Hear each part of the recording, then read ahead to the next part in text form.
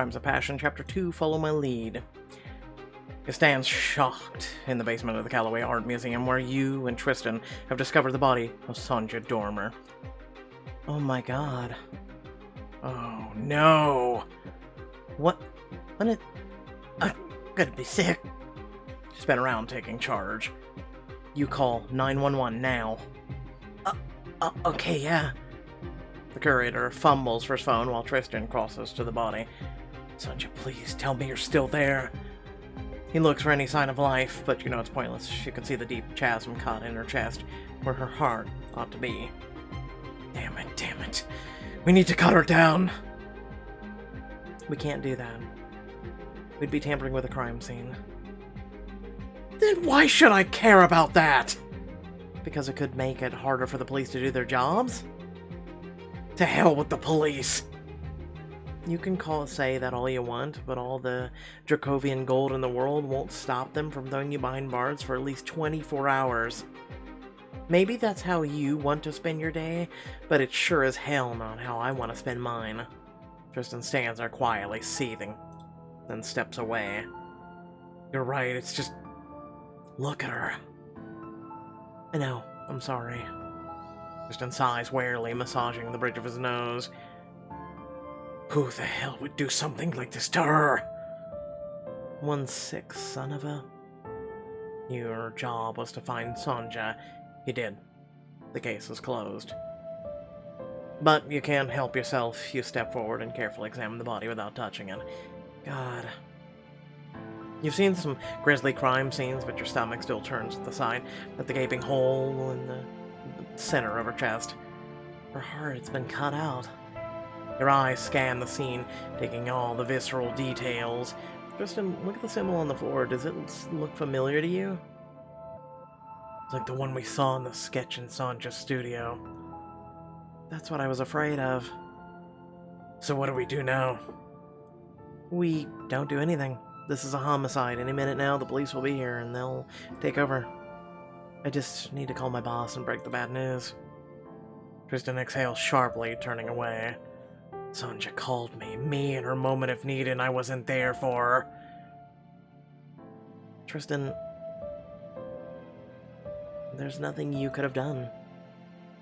No, there's always something I could have done.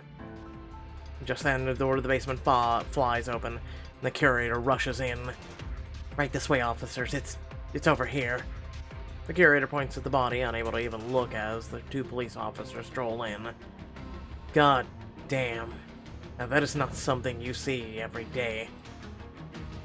We got a 187 at the Calloway Museum. Repeat, a 187 at the Calloway. Send a full unit down here stat. Oh, come on. Friends of yours? Not even remotely. The officers notice you and turn your way with a scowl. What the hell are you doing here, Rose? I was hired to work a missing persons case. And I found her. Sounds like that makes you the suspect number 1. What do you say, Morris? Should we take her down to the station? For God's sake, we had nothing to do with this. As a curator, we only got here minutes ago. And who exactly are you? I should intervene. He's an associate of mine and he's none of your business. Sounds like a suspect number 2 to me. Look, we both know you're full of crap and trying to hassle me. You know we had nothing to do with this. You want to keep playing this game? Fine, take us down to the station, waste everyone's time, and enjoy hearing from my lawyers when you have to let us go. I'm sure Captain Thompson will be thrilled to deal with them again. 2 officers look at each other uneasily. Thompson was just on my ass last week. Fine, but you get out of here before you contaminate the crime scene. Stick close to give your statement. Whatever you say, let's go, Tristan. Tristan takes one last look at Sonja, eyes burning with anger and pain, and the 2 of you exit into the bright light of the day. Over the next hour, a full police team arrives. Sailing off the Calloway, you give your statement to the detective on the scene, then leave Mafalda a message with what you found. After you finish, you notice Tristan sitting on the curb opposite the museum, gazing at it like with a troubled look in his eyes. You take a seat next to him on the curb. He pulls out a small flask and takes a drink, then offers it to you. I'm still technically on the job. Suit yourself. He takes another sip, eyes shut. For Sanja. She deserved better. Tristan... I'm sorry. I shouldn't have brought you. You didn't bring me, I brought myself. Pretty much forced you to. And I don't regret it. Maybe it's stupid, but I'm glad she was found by someone she knew. It's not stupid. I get it. I just wish I'd been there for her when she really needed me. I didn't know Sanja well, but every time we spoke, she was kind, friendly, interesting. I just wanted to get to know her better. Now she's dead, murdered. What the hell? What a hell we live in. Tristan sighs heavily and turns to you. We gotta find out who did this. We gotta make the bastard pay. Tristan, there is no we. You're just a citizen. No matter how rich, and I'm a private investigator who's in enough trouble already. My job was finding Sanja. I did. Solving her murders for the police. Come on, you seriously trust a drooling wet sex of toxic masculinity to do this? Really? That's not the point. It's exactly the point. It's not that simple. For one thing, my boss would kill me. For another, we don't even know where to begin. We didn't even get to examine the crime scene. Your voice trails off as you spot a woman walking out of the museum. A woman you immediately recognize. Whoa. Ruby Webster, forensic analyst. You know her? That's Ruby Webster. She's the medical examiner for Astoria Mortuary. The police bring her in to consult. She also happens to be an old friend of mine and occasionally consult for the agency. And before you can think twice, you're on your feet, rushing across that crosswalk with Tristan trailing behind. Ruby! Chloe! You look amazing! Thanks, you too. Listen, I heard you found the victim. I'm so sorry. She blinks, staring at Tristan. I know you. Right. Did we? You know. No, not like that. I meant from TMZ. You're that prince, right? Wait, Chloe, why are you hanging out with an actual prince? Long story. Listen, I need you to tell us about the crime scene. I really shouldn't. I mean, this is an active police investigation, not a long-lost sibling case. You can trust me, Ruby, and not to play this card, but remember how I helped you with Derek? Okay, fine, but be quick. I'm guessing the cause of the death was a chest wound. You're half right. I'd estimate her time of death was around midnight. The cause was the blood loss after he took her heart. Wow. So she was actually still alive when he took the heart out of her chest. Okay. The killer vivisected her, as in cut her up alive. Hell. With what? Judging by the cuts and bruises, some kind of unusual knife with a wavy blade, intricate carvings on the crossguard. The incisions aren't quite surgical, but they're good. Tell me about the symbol on the floor. It's a medical examiner. I'm just one. Ritual symbolism is way outside my domain. Did he do it with the victim's blood? He did, though I can't tell if it was pre- or post-mortem. What were the blood smears on the floor? Signs of thrashing from the victim? They're not consistent with that. They look more like drag marks. Maybe he moved her after he killed her? Or somewhere in the process. The defensive wounds on her hand suggest she struggled at some point. She has a head wound in the back, some signs of binding at the wrist too. I'm thinking defensive wounds before, head wound during. I also noted a slight discoloration of her lips. Talk train would come in for a few hours, but I'm willing to bet she was drugged. So he creeps up behind her, cloth over her mouth. She struggles until she passes out. Last question. Do the police have any leads? Not that I heard. But they think it was someone invited to the gala last night. They're combing the art world, artists, collectors, dealers. Good luck with that, there's too damn many. Dealers.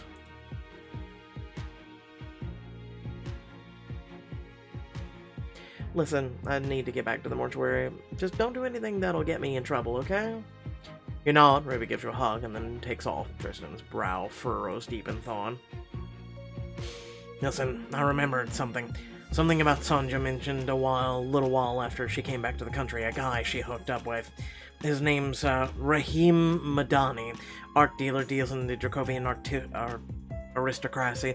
He and Sonja slept together a few times, and then she ended it. That's a pretty thin lead. Before you can finish, Tristan checks his phone and holds it at you triumphantly. Look at this. According to his Twitter, he's leaving the country tonight. Interesting timing, don't you think? Fine. We'll go check this Madania out. But that's it. And you don't do anything that I don't tell you to. I mean it. Deal. I'll drive. Together you drive through the streets of New York in Tristan's elegant sports car. So, I'm going to hazard that you used to work with the police. Yeah, in homicide. You don't strike me as the type. It's hard to picture you fitting in with those goons. Exhale sharply, just for a moment. A memory flashes before your eyes, a limp hand cradling yours. I grew up with cops. My father was one, like his father and brother before him. I worshipped the ground they walked on, until he was killed in the line of duty. After that, I felt like it was my calling to follow in his footsteps. I'd honor him and his legacy. So I worked my ass off, graduated top of my class, and was the youngest person to ever make homicide detective in the city's history. What went wrong? I just saw how bad things were. Widespread brutality, abuse of suspects for forging evidence, corruption, bribery, all the way to the top. I tried to expose it, to build a case, gather evidence, and bring what I found to light. But when I brought it to the internal affairs, they turned on me. They threw out everything I'd found on technicality, and that's when I started finding dead rats in my locker. They fired you, I guess. No, I quit. But not before losing everything I spent a decade working for, not to mention most of my friends. The only ones who stuck up my back is Uncle Tommy, and he's retired. There's an old Dracovian saying, the hero isn't the one who gets the treasure, he's the one lying dead in an unmarked grave. That's pretty bleak. Well, that's Dracovia for you. Seriously though, you did the right thing. Even when it was difficult, you stood up for your beliefs. That's what matters. Is this the part where you tell me why you were exiled? Nope, this is the part where we've arrived. Tristan pulls over to a residential neighborhood. As you hop out of the car, you wave down a tall man halfway into a taxi. Rahim Medina? Can I help you? I am Chloe Rose, private detective. I need a moment of your time. You're remarkably well-dressed for a detective. Thank you. But regrettably, I don't have a moment to give. I have to be at an airport in 20 minutes. Mr. Medini, with all due respect, I think it would be very much in your interest to have this interview. What are you talking about? I'm talking about the opportunity to assist with a high-profile investigation, the kind that gives your name in the papers. Maybe even the chance to be celebrated as a hero. Medini blinks at Tristan and cracks a small smile. All right, well, when you put it that way, I suppose I could spare a few minutes. He dismisses the cab and heads back inside, beckoning for you to follow. You glance at Tristan. It's called bullshit. What kind of Jedi mind bullshit was that? It's called charm. You should try sometime. Inside, the door clicks shut as he enters and sets his suitcase aside. Well, you wanted me. Here I am. Now will you tell me what this is about? We'll ask the questions. And who exactly are you? He's shadowing me. Like an intern? Yes, exactly like an intern. Please, pretend I'm not even here. Okay, well, have a seat, I guess. You and Tristan join him at the table. How do you know Sonja Dormer? We had a business relationship. Your eyes flick towards his right hand, where you notice tan lines on his ring finger. Mr. Madani. Are you married? I'm going through a divorce. But what has that got to do with... It's just I heard you and Sonja were sleeping together. So what if we were? Well, it would mean you just lied by admission a minute ago, when you said you and Sonja had a business relationship. Please, I'm sorry, I'm just frazzled. This is just a little... Why are you asking me about Sonja? She's dead. You... What? You study his reaction carefully. It passes from surprise to confusion to a flicker of something else.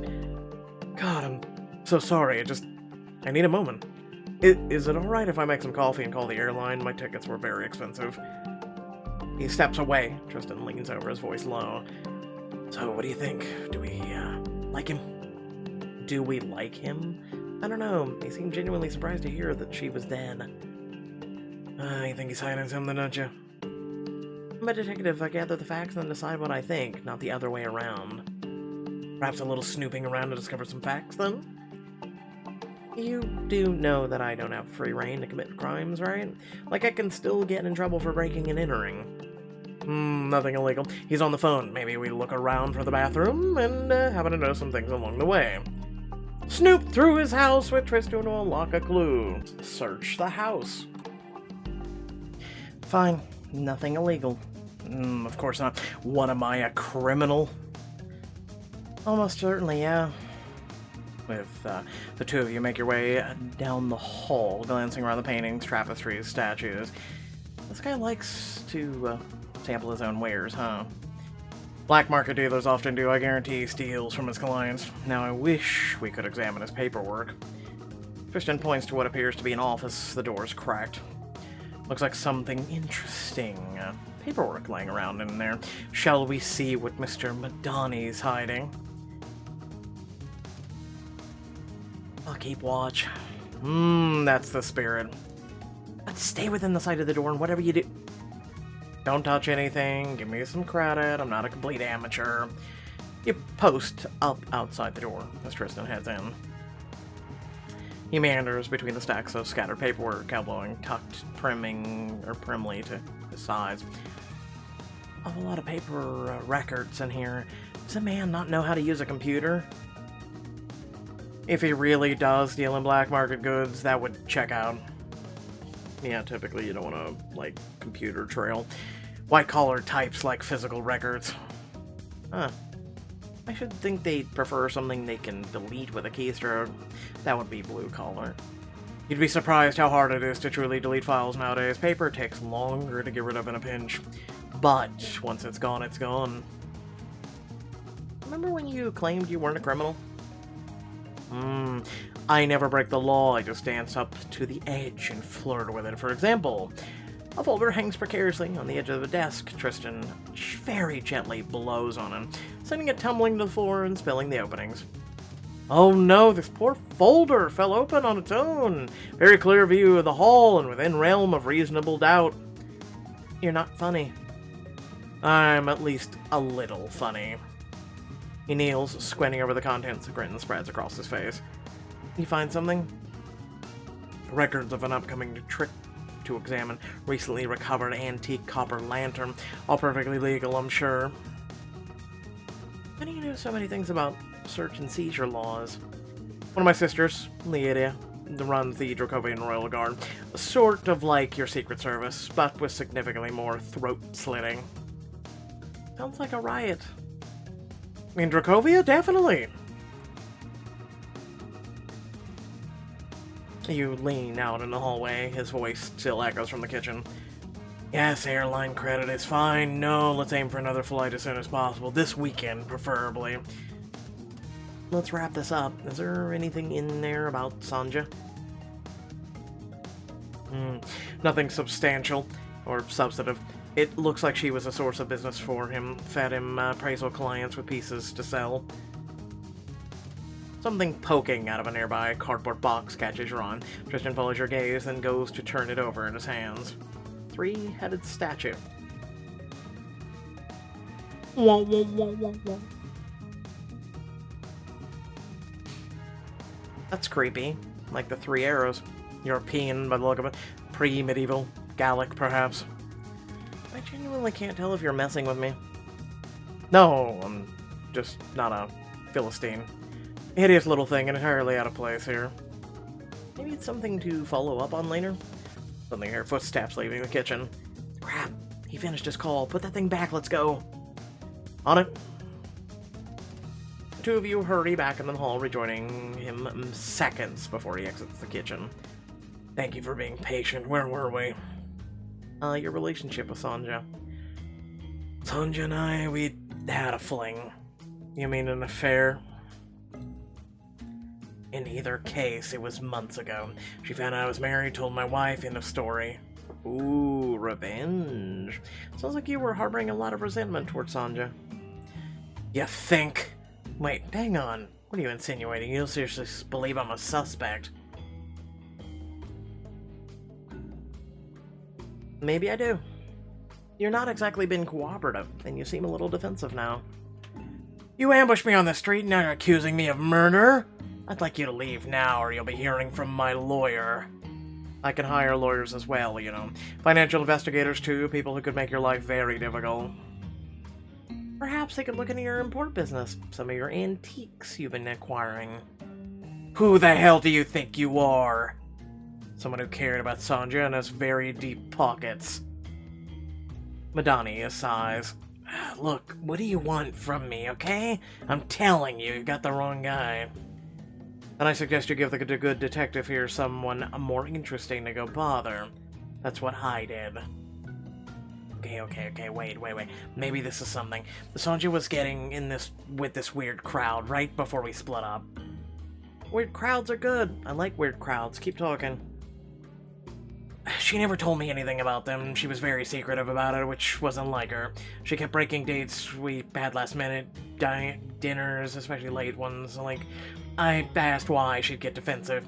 It felt like some kind of, I don't know, secret society, skull bones, Illuminati, that kind of thing. Do you think it had something to do with your little side business? Hypothetically, if I knew what you were talking about, no, I wouldn't think so. What about Sanja? Do you think she was in any side businesses of her own? I doubt it. Whatever she was involved with didn't feel criminal. At least she wasn't the one doing the crime. It felt like someone was pressuring her. I don't know. It was just odd. And then there was the whole thing with the statue. The statue? She brought me the oddest little thing. Really ugly piece of work. She asked to see what I could dig up on it. She wouldn't tell me why or where she got it, just she needed me to check it out. It wouldn't happen to be this one, would it? Tristan holds up the statue you found earlier. God damn it, Tristan. Where did you get that? That was in my office somewhere. Damn it, I knew you were snooping around. You shoot Tristan a glare. He shrugs apologetically. Mr. Madani, what can you tell me about the statue? Same thing I told Sanja, vaguely Germanic origin, maybe from the late Romaine era, like, didn't match any known deities or sects either. Worst of all, I couldn't find anyone willing to buy it off of me. In that case, do you mind if we hang on to it? Do what you want! Clearly you're going to anyway. Thanks, Mr. Madani. I'll look into this. In the meantime, it might be your best interest not to leave town anytime soon. How kind of you to look out for my interest. You can go now. Outside, you and Tristan regroup on the sidewalk. See? Told you I knew everything. Something. It might be a lead, or it might be nothing. Come on, even you have to admit, we make a pretty good team back there. Good detective, bad detective, more like smooth detective, tough detective. Absolutely not. All your presence did was complicate things and aggravate everyone. I get that a lot. Your phone buzzes and you glance down to the side. And there's my boss. I need to head in. Can I give you a lift? It's the least I can do. Alright, thanks, but no probing questions this time. You drive in silence, and a short while later, you and Tristan pull up outside the Genovese agency. Right, this should be interesting, but... can I come in? I'd love to have a word with your boss. I believe I have something she's very interested in. What? And besides, I've always wanted to see what a private detective agency looks like. Well, not so much always since this morning, but etc. C'est la vie. But before you can respond, he's out of the car, bounding up the steps. Oh, you gotta be kidding me. You follow him inside, where he's pacing around. I was picturing something more with cigar butts and dingy window shades, but this is nice. I didn't ask for your aesthetic appraisal. Rose and Bridge Snob. You don't even know me! I know you're a spoiled celebrity dilettante whose very existence represents obscene class disparity. Alright, you do know my kind. Is Mafalda in? She's out back taking a call. What, is the prince doing here? Leaving. Waiting for a word with the manager, but not, you know, in an obnoxious way. Well, in case you're curious, Chloe, I did some digging in his background. The parts before he came to New York, I mean. Want me to send you Tristan's dossier? Oh, this should be rich. Why are you questioning my research skills? No, just your sources. Dracos Times, right? Maybe, Regnos Gazette? Dracovian media is a state-owned. Let's just say that factual accuracy is not a primary editorial concern. Yeah, well, I dug up a few things that would even surprise you. Oh, by all means, let's hear it, Chloe. I do hope you'll read it aloud. Tristan's dossier. Some game. Let's see what you found, Luke. Luke hands you a tablet as Tristan eases back in his seat, fingers laced behind his head. You read aloud. Prince Tristan Sebastian Thorne, eldest son of Queen Victoria Thorne, 8 siblings. Yawn. Wait, I'm thinking a mismatch in the siblings. Never mind. Here's something. The prince led a busy childhood, with considerable duties thrust upon him from a young age. Goodness! I should have gotten more sleep last night. I can barely keep my eyes open. Wait a minute. Heir apparent to the throne. You could have been king? Congratulations. You know, now know as much about me as the average Wikipedia editor. Was it everything you ever hoped for? Sounds like your life was sheltered. Christian smirks, secrets dancing behind his eyes. Oh, can't argue with you there. Keep reading. This part gets fun. At age 18, Tristan began courting with a series of nobles with various countries in search of a suitable spouse. I thought you said this part was fun. I'm having fun, Luke. Aren't you having fun? A blast. Can we keep moving, please? Alas, the search never panned out, thus marking the start of the prince's wild single years. Tristan scoffs. Scared of commitment? More easily bored. Unlikely story. It's the truth. You never met another royal. Let me spare you this suspense. They're seldom interesting to talk about. Or to. But you're the exception, right? You said it, not me. So, is this all you were able to define? Nope. Keep reading. The prince's lifestyle caught up with him, culminating in a disappearance of... redacted? Tristan maintains a smile, but you sense an edge behind it. I had to go deep into an old Dracovian blogs to find info about that one. A lot of them had been censored. Sounds like someone was trying to hide a story. What else did you find, I wonder? Not much. General gist is something happened on a boat, someone went missing, and the prince here took the blame. Left Dracovia under a cloud of suspicion. The royal family's been writing him out of existence ever since. Well, aren't you the clever boy? I don't buy it. I know a cover story when I smell it. What really happened? Tristan sizes you up eye to eye and gives a tiny shrug. You're the detective, you tell me.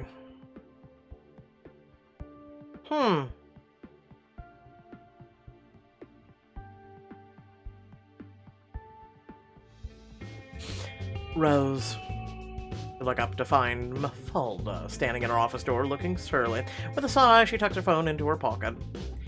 Were you just on the phone with the police, yeah? Sonja's mother, yes. How'd she take the news? How do you think? My condolences. Mafalda blinks, staring at Tristan. You're Tristan Thorne, the prince. Chloe, what is Tristan Thorne doing here? He wanted to talk to you. Alright, I'm listening. You see, I believe we found ourselves in a mutual beneficial position. A good acquaintance of mine, Sonja, was brutally murdered, and I want to see her killer brought to justice. I need a private detective I can trust to handle the case, and I believe you could use a new client. Are you serious? Absolutely. I would like to contract the Genovese Detective Agency to solve a murder of Sonja Dormer. I can afford a rate of, I don't know, what's the standard, 100k a day? Mafalda nearly spits her coffee. Luke almost falls out of his chair. I swear to God, Rose, as if some kind of grift. I barely know him. I'm dead serious. I spent the day with Chloe, and I've seen the capable, intelligent, and resourceful how she is. I want her to solve this case. If you're serious, then yes. We'll take your case. Excellent. I just have one condition. I'd like to assist Chloe. Actively. How would that work? Well, the murderer was, most likely at a gala, which means he's a member of the upper crust. Getting in with the crowd, navigating them, well, that takes some help. That takes an inside man. Mafalda, help me out here. This isn't how it works. We don't bring our clients into the field with us. But then you turn to her and see she's got a thoughtful look on her face. Please tell me you're not agreeing with him. I'm thinking you need someone who knows the kind of circles Sonja traveled in. As much as I hate to say it, having a whole lot of money and connections does tend to grease the wheels of justice. He has no experience. He's a civilian. Technically, I'm a Class B 427 unofficial foreign diplomat of the noteworthy importance according to the FBI. Solving this case will require getting into the black tie crowd without spooking them. Consider throwing a consultant helping you with that. Since when do you micromanage my investigation? I'm not micromanaging, I'm mentoring. This will be good for you. I suppose that settles that. Unbelievable. Well, you've had a rough day. Go grab a drink or two. I'll see you both first thing tomorrow. Stare at all three of them and throw up your hands and walk out. Outside, Tristan catches up with you on the steps to the agency. Will you just slow down for a minute? I'm going home to grab some sleep while I can. I guess I'll see you at work tomorrow. Tristan gets in front of you on the stairs, looking up. I just want to catch Sonja's killer, really. Why? Does this matter so much to you? You look at Tristan, really look at him. In that moment, his eyes are solemn, sincere, serious. Because she called me for help and I let her down, because she was a friend, because I needed to do something good with my life, because Sonja deserved better. We can both agree on that. Is that the answer enough for you, then? I suppose it'll have to be. Excellent. Let's start over. Shall we? Can I give you a ride home? I walk. Then, may I walk you there at a respectable distance, of course? Walk home with Tristan to share a special scene and get to know one another a little more closely. Let him walk you home. Fine, but I want to talk about the case. As you wish. The two of you fall in step, heading down the street, as night slowly falls. So, what should we talk about then, if you, not the you-know-what? Merits of meditative silence? I must say I'm surprised. You don't strike me as the punch out of a 5 type. No? And what kind do I strike you as? The kind who lays awake at 3 a.m. waiting to get back to your work? Maybe I'm just sick of listening to your voice. We have done an awful lot of talking about me today, haven't we? Please don't finish the second half of the thought. What? The part where I ask you to tell me about yourself? That's the one. So, what do you like to do or be about being a detective? I like helping people. Nah, don't buy it. That's too boring. Gee, thanks. Don't get me wrong, it's admirable. I just feel like there's more to that story you're not telling me. So, what did you like about being a prince? Easy, the crown. Fine. What do you like about being in exile? You mean besides the money and power and wild, decadent parties? Yeah, besides all that. The freedom. Go on. I could do anything I want. I could vanish tomorrow and just disappear and no one would ever find me. I have no ties to anyone, no responsibilities, no obligations, no debts, no commitments. My life, my destiny is completely and utterly controlled by me. That's worth all the crowns in the world. Yeah, I mean, I can see it. In a way, it's kind of my life, except, without the money. That sounds Privileged. Do you have any idea how selfish and indulgent you sound, how completely out of touch? With your money and influence, there is so much good you could be doing. But no, you need your precious freedom and no debts and no commitments. That was a dead-on impression of my mother. Okay. I was not prepared for that. You can joke, but you're still an asshole. Tristan sighs wearily. Look, I talk a big game, but if you want to know the truth, then yes, there was a time when I was idealistic, when I wanted to do good, when I thought I could use my station to change the world. What happened? What always happens, it all went to hell. Freedom can be wonderful, but in the end, what matters is what we do for others, what legacy we leave. If all you cared about was your legacy, I think you'd still be a cop. You glance away, stung, and you see him wince. I apologize, I see I've overstepped. Fine, I goaded you into it. You could goad me to do something else, if you like, maybe walk into traffic. As he says this, the traffic light turns red, the cars stop, and the crosswalk light sign turns on. I suppose it's a little late for that. Yep, though there's still time for you to be hit by a bicyclist. You wink and step onto the street. Tristan grins and follows. A light drizzle begins to pour down beside you. Tristan holds out a palm and cocks an eyebrow at the sky. You don't have to walk me all the way home, you know. I can handle myself. Would you like me to leave? No, it's fine, but you're not coming in. Who says I'd want to? You're awfully fresh for a first date. This is absolutely not a date. Who says fresh? What are you, a 90s rapper? Go ahead, make fun of my English. I'd love to see you learn Dracovian. Our verbs have over 30 conjunctions. How posh. To be fair, we also have 24 words for beheading. Well, I guess it's important to be precise when you're talking about capital punishment. On second thought, you might take to Dracovian after all. As you approach your neighborhood, the skies open up and it begins to properly pour. Oh crap, of course. A passerby opens an umbrella. Tristan suddenly chases after them. Excuse me, sir. Can I help you? I'll give you $100 for that umbrella. Make it $200. $150. He just went up to $3. Oh, how I love this town. Tristan hands the man a wad of soggy bills and takes the umbrella and then offers it to you.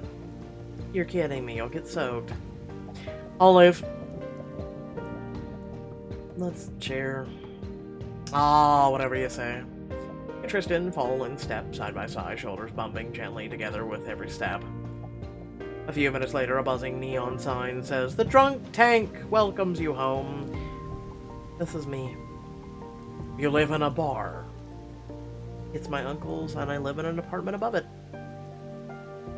Then I suppose this is where we part ways. He offers you his hand as he mounts the steps. Thank you for the walk. Believe me, the pleasure was all mine. You take his hand, expecting a shake, but to your surprise, he bows and kisses yours. You feel the heat rise in your cheeks at his touch. Until tomorrow, Detective Rose. Or should I say, partner. We'll see then. Tristan turns and strolls away. You watch him disappear down the rainy street, examining your hand for just a moment before heading inside. What a day. That's what Chloe Decker thought too. Meanwhile, across the city. In a dark, hidden basement, a cloaked figure approaches a shrine.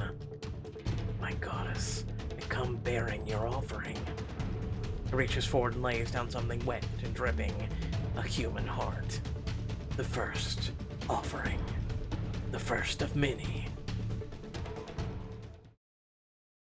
And without further ado, thanks for watching. Please remember to like, share, and subscribe. In the description below, links to social media, Discord, if you'd like to support me and my content. It'd be greatly appreciated to get that support. All you gotta do is smack that subscribe button. And if you've already done that, it's very much appreciated. Consider liking the video if you did enjoy it, and consider sharing it if you did also enjoy it as well. Without further ado, thanks for watching. Much love, much appreciation. Catch you all later. Peace out.